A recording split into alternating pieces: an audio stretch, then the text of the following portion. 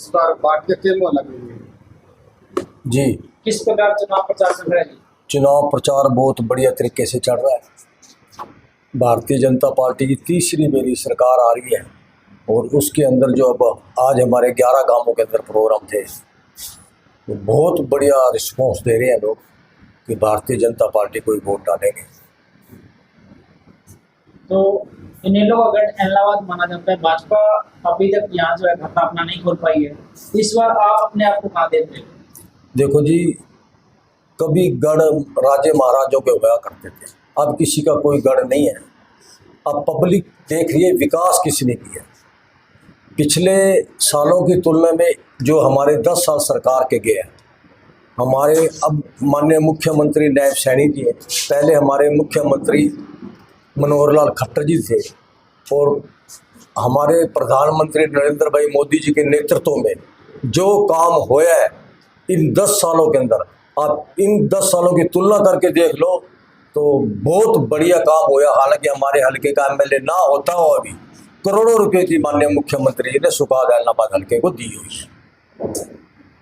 एक सर बात करें टिकट के अंदर जो दावेदारी थी, कप्तान मीनू बेनीवाल की बात करें, जब से आपको जो टिकट मिली उसके बाद वो दिखाई जाने लगी, उसके क्या कहोगे?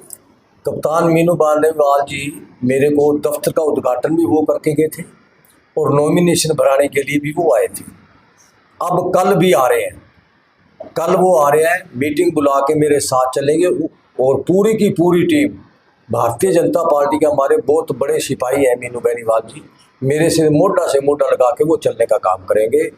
ऐसी कोई बात नहीं है, लेकिन मीनू बेनीवाल जी की काफ़ी हलकों में ड्यूटी लगी हुई थी। सर जैसे दिल्ली और पंजाब के अंदर बिजली फ्री कर रखी है 300 यूनिट, तो हरियाणा के अंदर आपको क्या लग रही है? बिजली की जो बात है, बिजली में हमारे देखो यहाँ जिम्मेदारों को लगभग फ्री लाइट मिल रही है, 20 या 25 पैसे यूनिट के हिसाब से लाइट मिल रही है जिम्मेदारों को।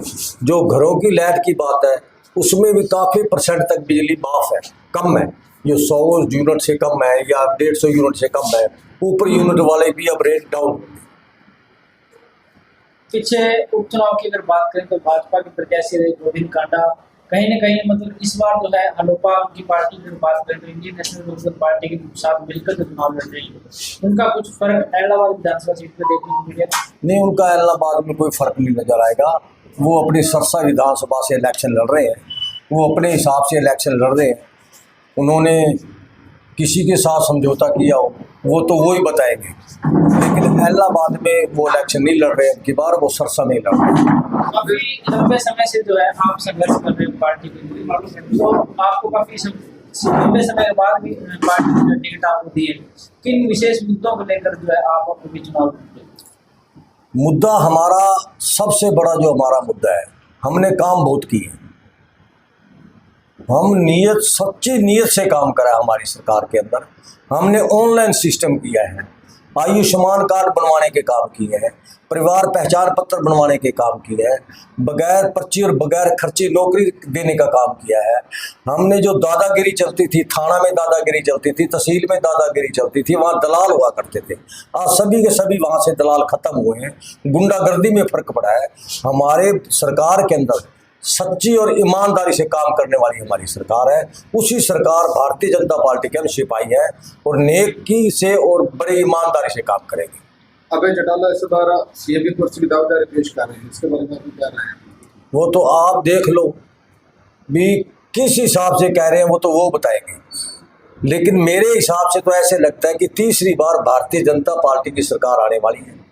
कि कांग्रेस की सरकार को लोगों ने इतने साल देखा है, उनकी सरकार के अंदर जितना भ्रष्टाचार और जितनी गुंडागर्दी फैली थी, उसके ऊपर माननीय मनोहर लाल जी और माननीय नायब सैनी जी ने पूरी की पूरी लगाम लगाने का काम किया।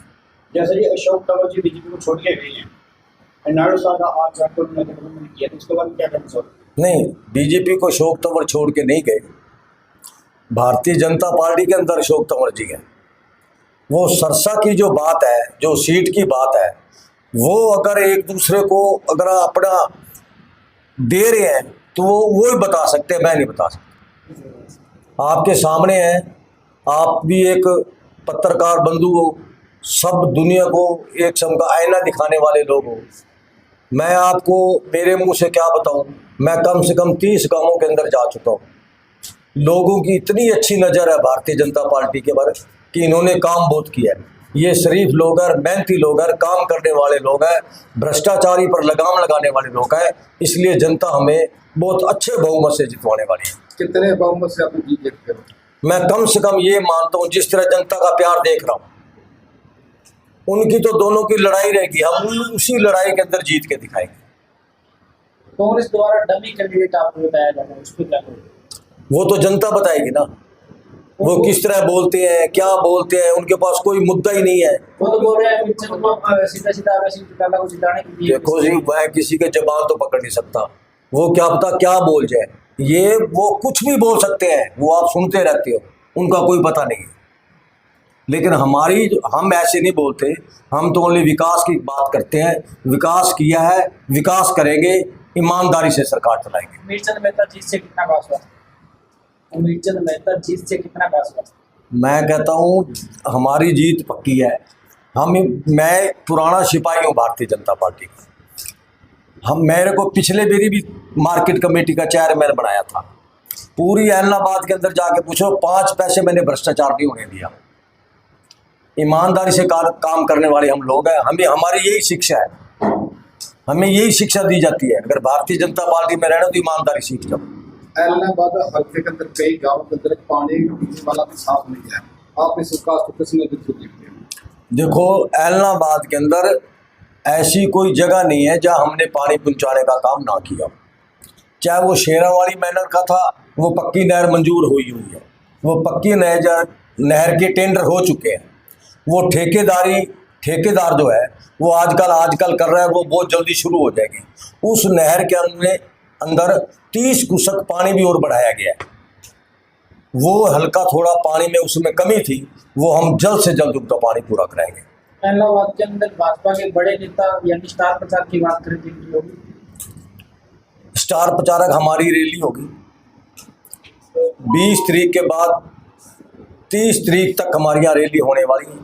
जैसे हमारे उम्मीद है कि हमारे यहाँ मुख्यमंत्री नायब सैनी जी आ सकते हैं, योगी जी आ सकते हैं, और हमारे कोई भी दे सकते हैं। हमारे लिए सारे आदरणीय हैं, तो बिल्कुल रैली करेंगे और बहुत धूमधाम से रैली करेंगे। लास्ट में हमारे चैनल के माध्यम से विधानसभा वासियों से क्या अपील करना चाहिए?